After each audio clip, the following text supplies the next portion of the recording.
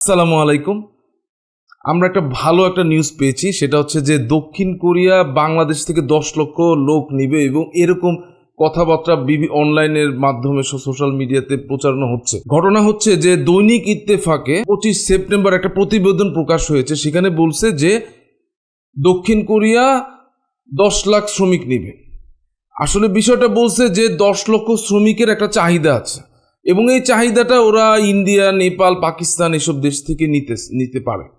এখন বাংলাদেশ চাইলে এই সুযোগটা নিতে পারে। কিভাবে নিতে পারে? ওখানের প্রতিবেদনে বলছে যে ডিসেম্বর থেকে জানুয়ারিতে দক্ষিণ কোরিয়াতে প্রচুর ঠান্ডা পড়ে, একদম মাইনাসের নিচে চলে যায় টেম্পারেচার।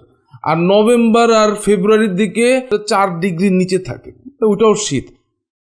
তো মার্চ থেকে অক্টোবর পর্যন্ত এই 8 মাস টেম্পারেচার 4 ডিগ্রির উপরে উঠানামা করে। তো এই 8 মাস ওই দেশে অনেক ইকোনমিক অ্যাক্টিভিটি হয়, মানে প্রচুর কাজ পাওয়া যায়।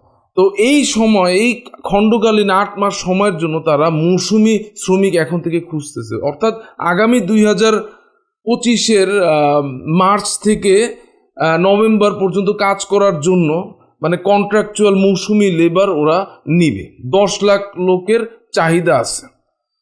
তো বাংলাদেশ চাইলে এই সুবিধাটা নিতে পারে। গত সরকার এই সুযোগটা নেয় নাই। তারা মাত্র 2023-এর দিকে মাত্র 3,500 লোক সাউথ কোরিয়াতে পাঠিয়েছিল। তো এখন ব্যাপারটা হচ্ছে কি, বাংলাদেশ সরকার যদি দক্ষিণ কোরিয়ার সাথে সমঝোতা করে সার্ভিস চার্জ একদম কমিয়ে যদি শ্রমিকদেরকে কর্মসংস্থান দিতে পারে, মানে আমরা যদি কয়েক লাখ শ্রমিক পাঠাতে পারি, তাহলে কিন্তু শ্রমিকও লাভবান হবে, বাংলাদেশও লাভবান হবে।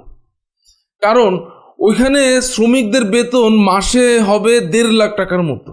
অর্থাৎ 1.5 লাখ টাকাতে তারা 8 মাস কাজ করে 12 লক্ষ টাকা ইনকাম করতে পারে। তো এরকম যদি 5-6 লাখ শ্রমিক যদি আমরা দিতে পারি, তাহলে আপনি চিন্তা করে দেখেন বাংলাদেশে কত পরিবার এই বেনিফিটটা পাবে এবং বাংলাদেশের রিমিটেন্স কত আসতে পারে।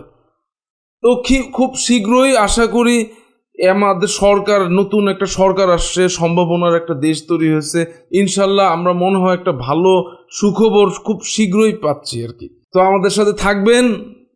Thank you and have a good day.